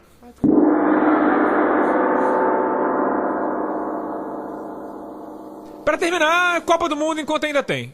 É o seguinte, os panelistas deram seus palpites e eu vou aqui chegar e contar a história de como é que foi isso aí. Fagner falou França, Daniel, França, Caio errou, botou Argentina. Unanimidade no Uruguai, o Fagner... Não, mas eu errei a torcida ou... Não, você botou a Argentina nos pênaltis. Todos acertaram Uruguai, Fagner único que acertou no tempo normal. Todo mundo errou Espanha, todos acertaram Croácia, todos acertaram Brasil, todos acertaram Bélgica... Daniel errou a Suécia, botou Suíça, e todos erraram Colômbia porque deu Inglaterra. Então, basicamente, o pessoal foi relativamente bem. Quase um empate, né? Acho que o Daniel que acertou mais. Acertei 6. Tirando que eu acreditei na excelente geração suíça. Eu só errei a Argentina, é isso? E que tirando, ninguém errou, né? Não, que ninguém errou. E eu errei confiei na excelente geração suíça. Então o Fagner que acertou mais. E de resto a gente errou no óbvio, errou né? E acertou no óbvio. Não, o Fagner que acertou mais. Parabéns, Fagner. Você vai ganhar o prêmio... Chutador Gato mestre. Pois é. Bom, Fala, gato mestre. rapidamente, então, palpites para as quartas de final. Vamos lá. Argentina... Não, desculpa. Argentina não. França e Uruguai. Caio. França, infelizmente. Uruguai. Torcida pelo Uruguai, mas vai dar França. Eu também acho que da França. Brasil e Bélgica. Caio. Brasil, mas não sei. Bélgica. Jogo duro, mas passa o Brasil. Se o Roberto Martínez não mexer no time, o Brasil goleia. Se o Roberto Martínez mexer no time, talvez dê Bélgica, mas acho que vai dar Brasil. Só tô apontando que pode ser um jogo fácil ou difícil. Depende do técnico. Inglaterra, Suécia. Caio. Eu falei da Suécia no último programa. As pessoas, a Suécia tem um bom time e a Suécia vai eliminar a Inglaterra. Fagner. Suécia. Daniel. Não sei, acho que vai acabar dando Inglaterra. Eu acho que vai dar Suécia nos pênaltis. Eu acho que dessa vez a Inglaterra vai engaterrar. Vai dar Suécia. 1-0 Suécia. Vai dar Suécia. Rússia v Croácia. Caio. Acho que chega ao fim o sonho russo. Mas acho que o time da Croácia é muito bom, mas tô torcendo pra Rússia. Acho que a Croácia ganha, mas vou torcer pra Rússia. Fagner. Croácia. Daniel. Croácia. Eu acho que se tiver uma galera... Tiver uma caganeira generalizada causada por polônio no time da Croácia. A gente achava também que é Espanha, hein? Eu acho que da Croácia, mas eu não descarto também, Também não descarto, a Rússia. eu não- Não descarto, porque eu acho que a Croácia jogou muito mal nas Eu oitavas. acho que a Rússia- Se a Croácia repetiu o péssimo jogo que fez nas oitavas, corre o risco Não, de e perder. tem uma coisa que a gente tem que lembrar. A Copa do Mundo é o melhor time daquele mês. A Rússia tá no embalo, mano. É A o Rússia seguinte, tá indo. eu acho que uma farra. a Croácia Rússia, é favorita, Eu mas acho não que a é, Rússia passa mas não é também. barbada. Eu a também, Rússia isso tem aí. um pontinha driblador chamado KGB que pode dar trabalho. Mas eu acho que da E o Croácia. Veneninho, como é que é o nome do Veneninho? Polônio 210. Isso. E um capitão forte, que é o Putin. Foi isso, Pois então é. só? Bom, Já acabou? esse foi o lado B número 67. Só 4 jogos.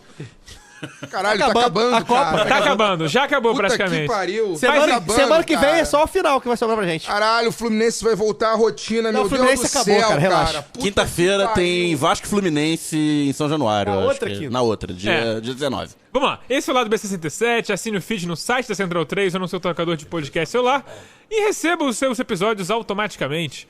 Conheça o financiamento contínuo da Central 3 em apoia.se/Central 3 e saiba como colaborar para manter a qualidade e independência do conteúdo da casa. O Lado B do Rio está em todas as mídias sociais, maravilhosamente, só que no Instagram a gente é Lado B do RJ, não Lado B do Rio. Acesse nosso site ladobdorio.com.br para ver se a gente postou alguma coisa. Tá difícil ultimamente, mas a gente vai melhorar. Caio, boa noite. A gente não tem postado muito, estamos falhando bastante nisso, todos nós 4, mas vamos tentar retomar aí de alguma forma.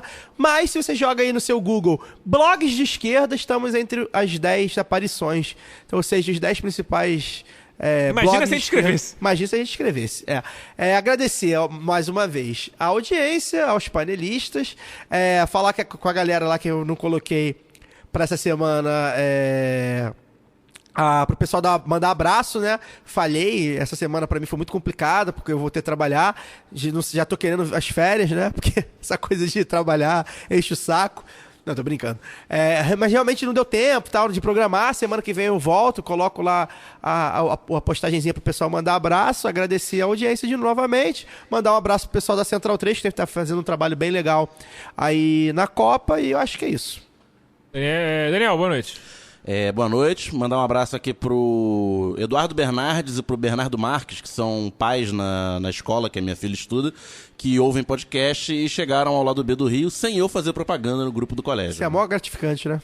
Wagner, boa noite. Bom, eu vou mandar 3 abraços só e um recado final. Em primeiro lugar, Marielle presente. Boa. Botei na minha cabeça que não vou esquecer mais de mandar esse recado. Vou estar sempre cobrando aqui. Vai completar 120 dias desse assassinato e até hoje a gente não sabe absolutamente nada do que aconteceu, né? Por que aconteceu e quem mandou fazer acontecer. Vamos dizer assim. Mandar um recado pra galera da... Agora eu sou um novo homem, né? Sou um homem que tá cuidando da sua própria saúde, né? Crossfiteiro. E tal. Então, vou mandar um abraço pra galera da Academia Body Coach. Já tá né? fazendo Lá jabá, onde- maluco? lá Fazendo onde- coach? Lá onde estou, né, gastando minhas energias Coach é matinais. Né? Matinais. Oi? Coach é gente? Enfim, o nome da academia é esse. E mandar também um abraço pra galera da Academia Delfim. Porra, lá de jabazeira, boxe, hein? Né, onde eu vou trocar uns socos lá, provavelmente já a partir da semana que vem. O Delfim que é cubano, né? É cubano. Tem lá a bandeira de Cuba bacana lá na academia. Isso aí. E, então mandar um abraço pra galera lá da Academia Delfim, pro Leandro Campinho, que é meu parceirão. Galera da Young Flu, tamo junto. Punho colado. Punho cerrado aí, punho colado. É isso. É um ou outro. Falhou. Punho colado. Ato falha. Punho colado.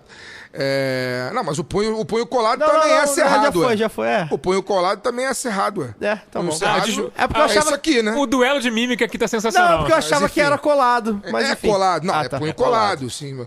Mas o que eu quero dizer... Enfim, caralho, os caras atrapalham o que eu vou falar. Esse é punho cruzado, aí eu Daniel. esqueço. Exatamente. Não, cerrado os Cerrado dois é raça, são, eu acho, é porra. raça. Todos são. Não, a raça é punho cerrado, eu acho. Duelo de mímica. Assim é cerrado. Enfim, foda-se, né? Cara, mandar um abraço lá pro Campinho também e tal, que é meu parceiro, meu camarada. E tamo junto. E já que a gente falou de futebol no bloco final, mais uma dica do programa cultural, né? Mais uma dica. Márcio Guedes tá demais. O filme Mundialito, né? Que um filme uruguaio. Esse é bom, já vi. Filme uruguaio que conta a história do Mundialito, que foi disputado em 1981 no Uruguai. Durante a ditadura uruguaia. Do final da ditadura uruguaia, né, que mostra como o João Avelange tem lá a relação dele com a política, com os ditadores sul-americanos e aí reúne as seleções campeãs do mundo e a Holanda, que foi no lugar da Inglaterra, e disputaram esse Mundialito pré-Copa de 82, fala da relação 80, do esporte... né? 81.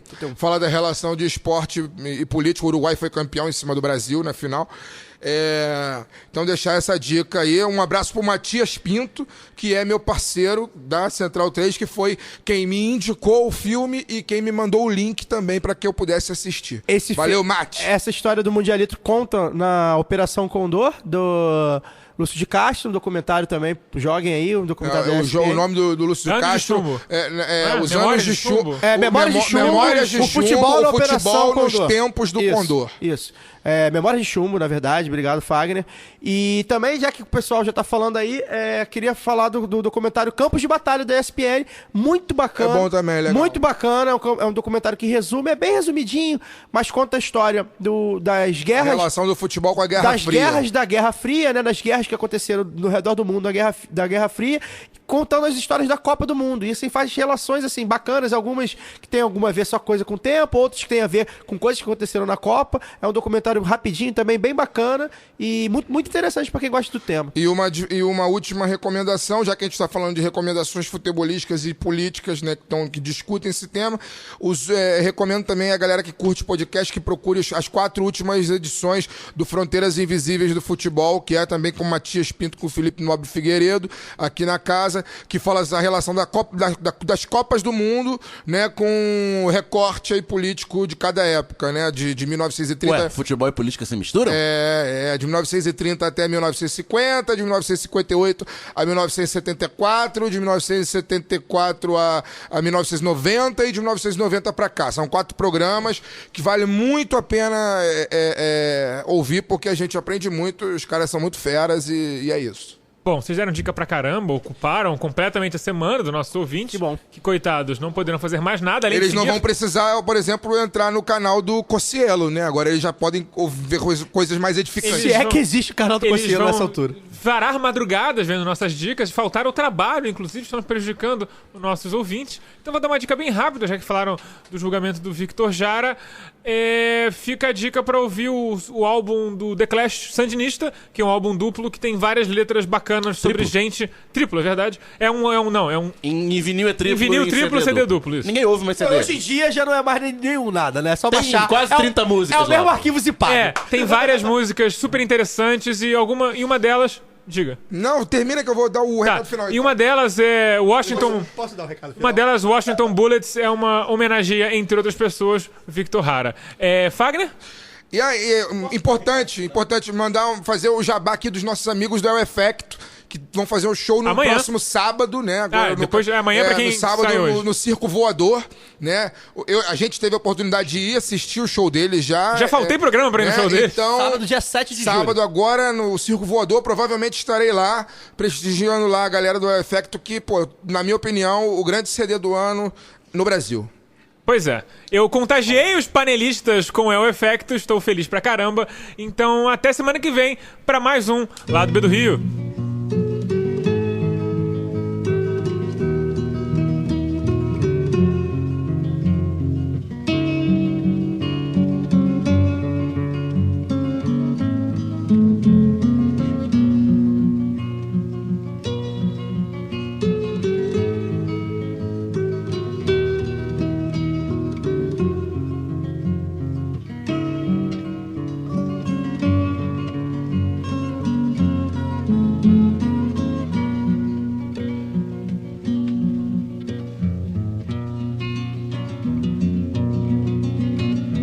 Yo no canto por cantar, ni por tener buena voz.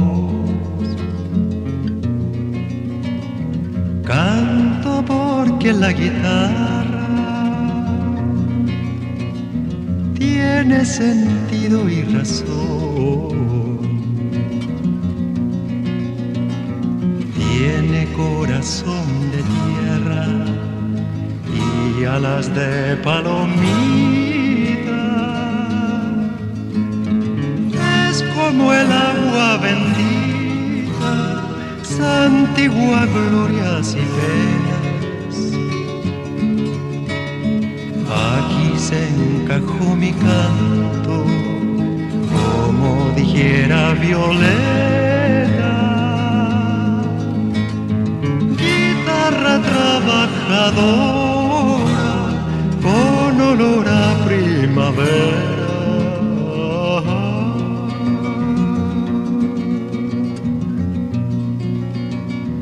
Que no es guitarra de ricos, ni cosa que se parezca. Mi canto es de los andamios para alcanzar las estrellas. Que el canto tiene sentido cuando palpiten las venas del que morirá cantando las verdades verdaderas.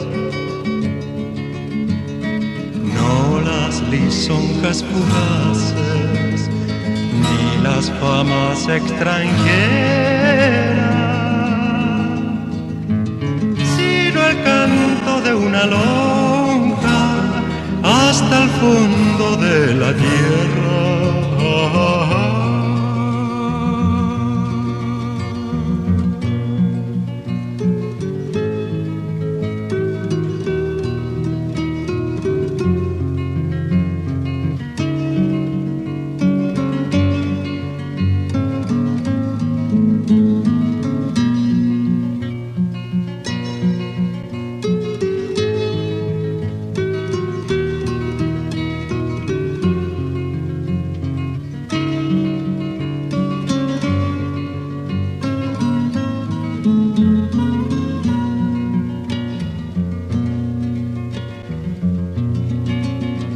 Ahí donde llega todo y donde todo comienza. Canto que ha sido valiente, siempre será canción nueva. Siempre será canción nueva. Siempre será canción nueva.